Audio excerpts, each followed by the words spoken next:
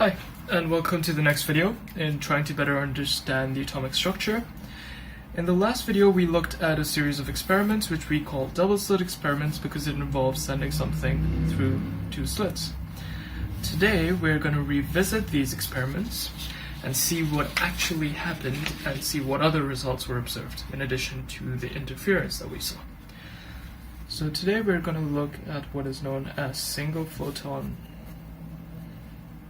or electron double slit. And subsequent to that, we're going to look at the Schrodinger equation, which is nothing to be afraid of. Now, the single photon experiment involves producing a single photon. And we will see why we know it's a photon in the first place. Because remember, particles, waves, they're somewhat interchangeable. And they're just constructs that we use to explain what we see. And this single photon generator is generating a photon.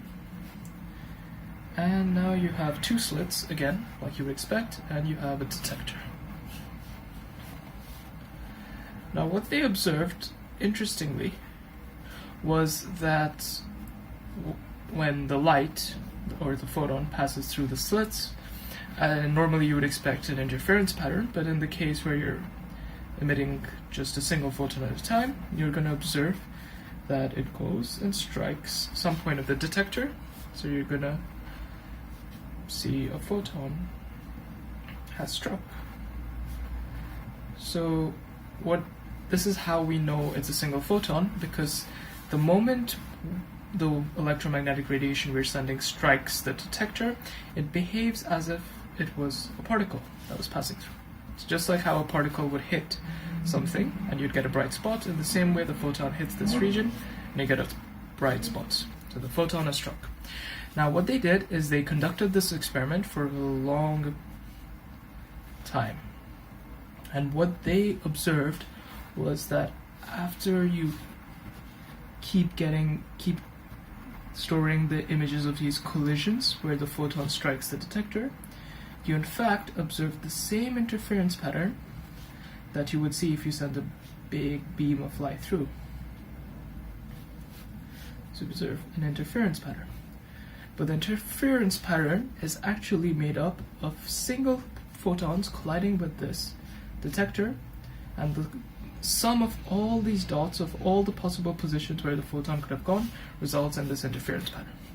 And this is very interesting because now we had explained how this interference pattern develops by saying that, okay, the photons go here and here, and the two waves interact with each other, and that's why you get these fringes. Up here we're seeing that they actually behave like a particle, at least when they strike the detector, which means our wave explanation might not be that accurate. And the same thing if done for an electron, as you would expect, gives the same results.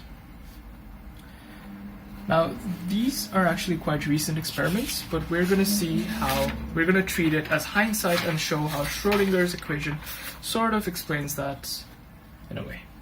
So Schrodinger gave an equation that looks something like this.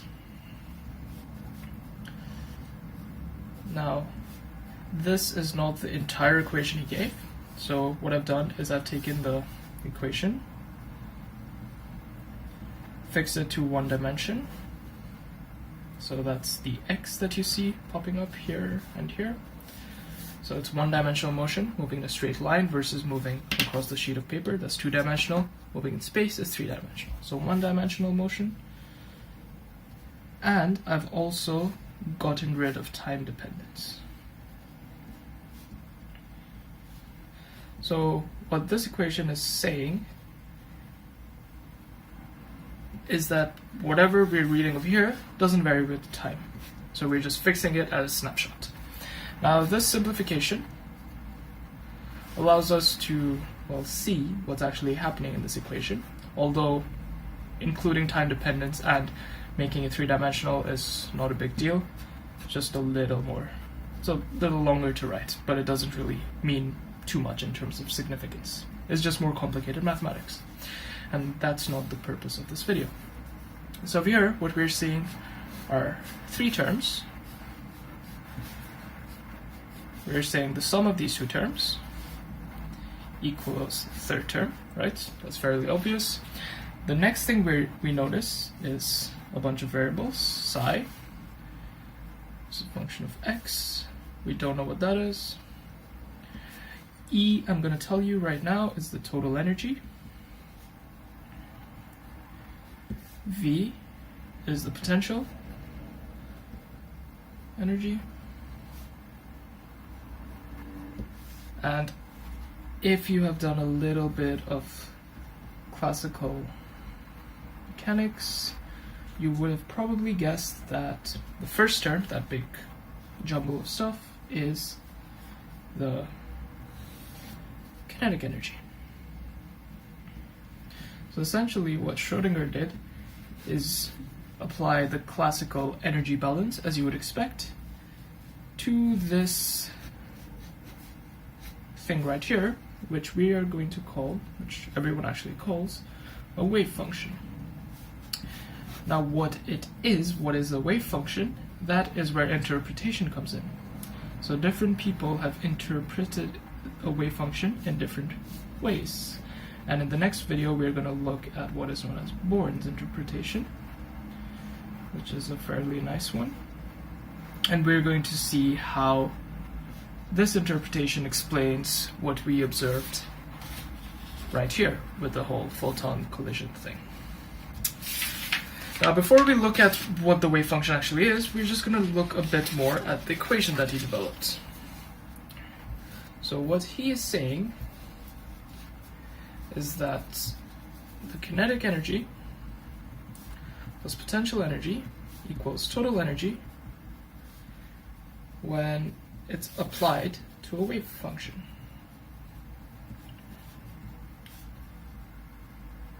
So for now, we can treat a wave function as a wave.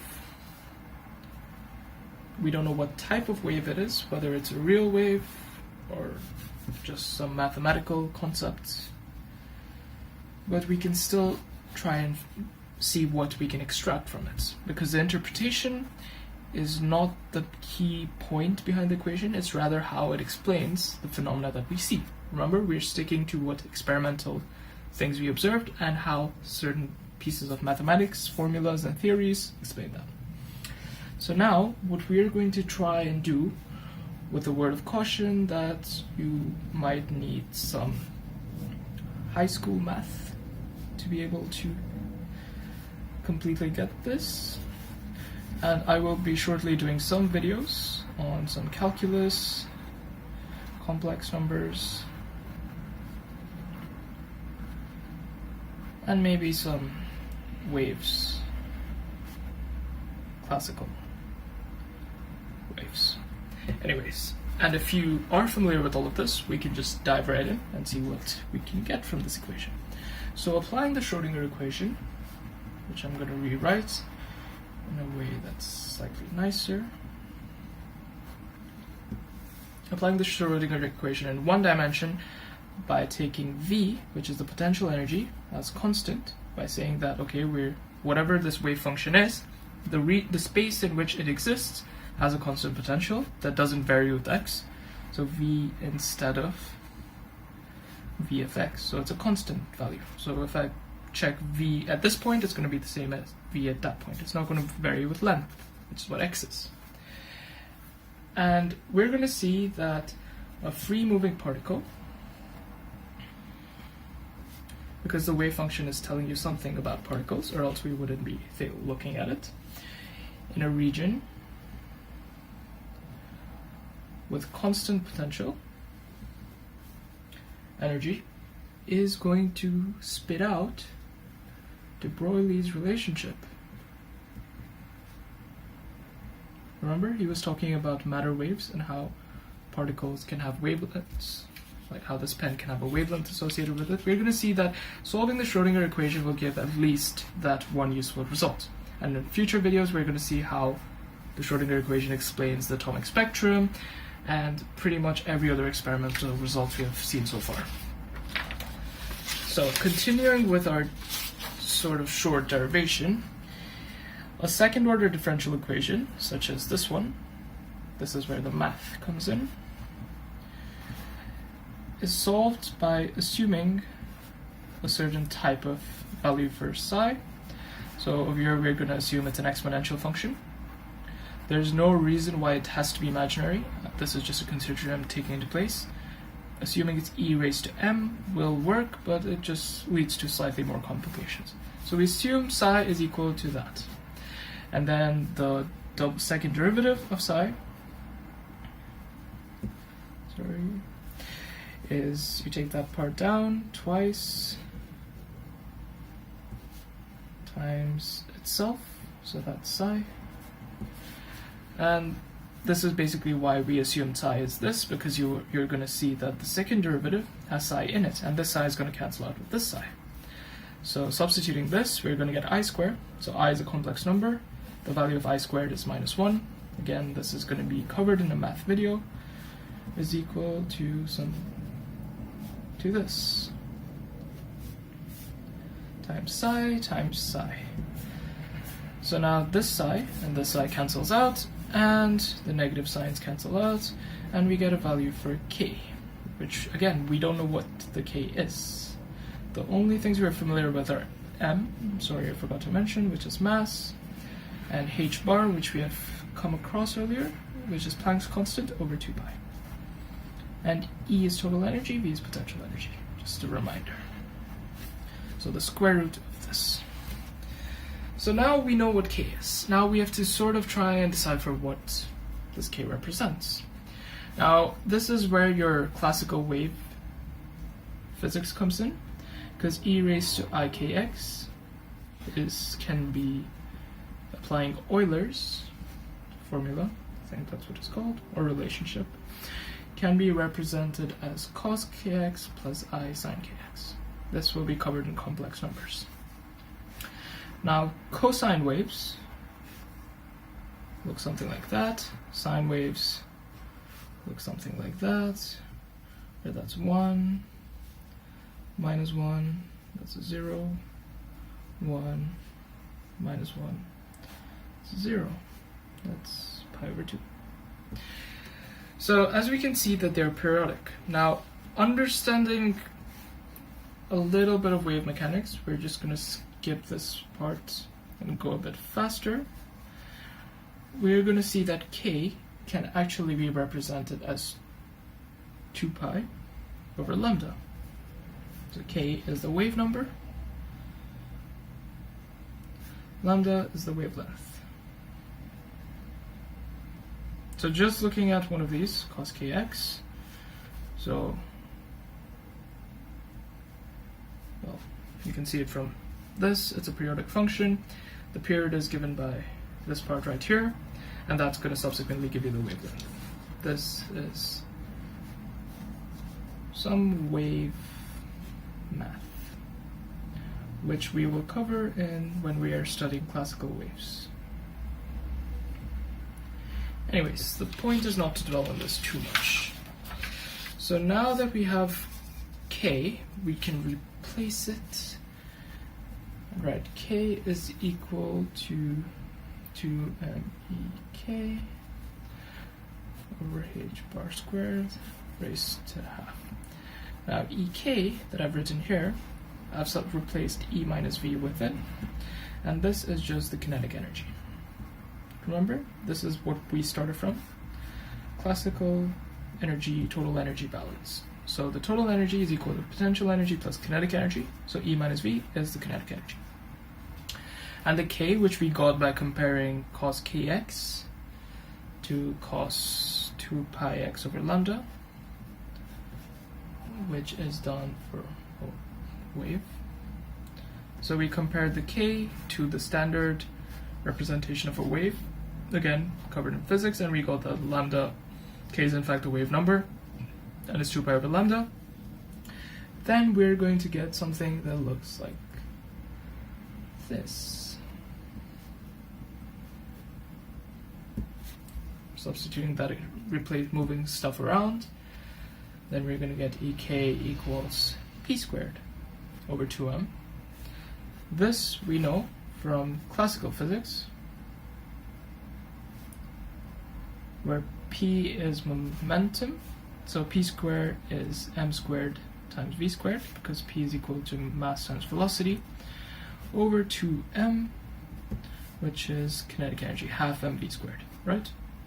So comparing these two, we see that p is actually k times h bar. And we know k is 2 pi over lambda times h over 2 pi. So p is equal to h over lambda, or lambda is equal to h over p, which is deBroglie's relationship.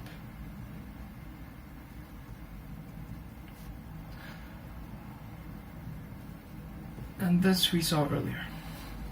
So now I'm going to go over the derivation quickly again, because I understand that we have done a lot in a very short time, but I would like to stress that it's not that important. The point here was to show that we can actually derive everything, which we will see slowly in the subsequent videos, from this one wave function equation, Schrodinger's equation.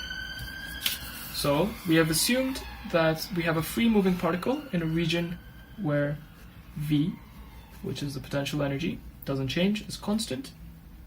That allows us to get rid of the dependence of V on X, which means V is a constant. Now, rearranging the equation a bit, the real Schrodinger equation a bit, in one dimension, neglecting time variance, we get something that looks like this.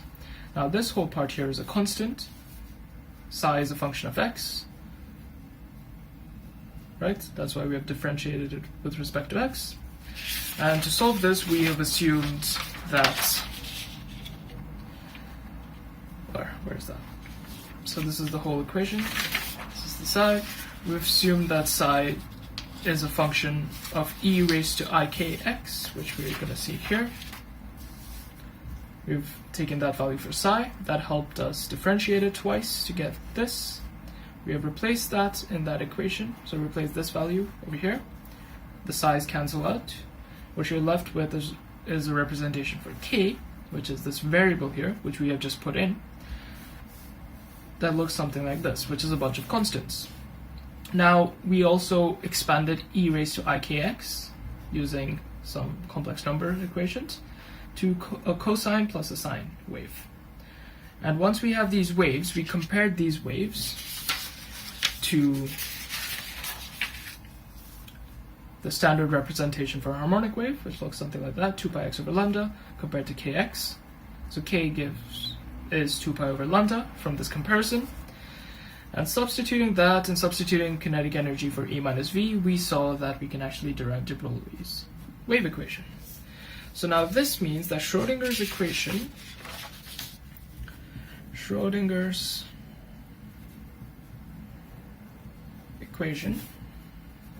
for a wave function which represents a particle, we still don't know how it represents a particle, explains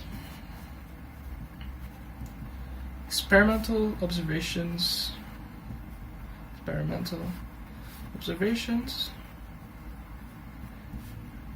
and some other theories like deBroglie's matter waves. So this means that he's onto something and that whatever he came up with is probably right. Now the next question that we have to look at is how are we going to interpret this? Because the interpretation is going to spit out some other interesting results.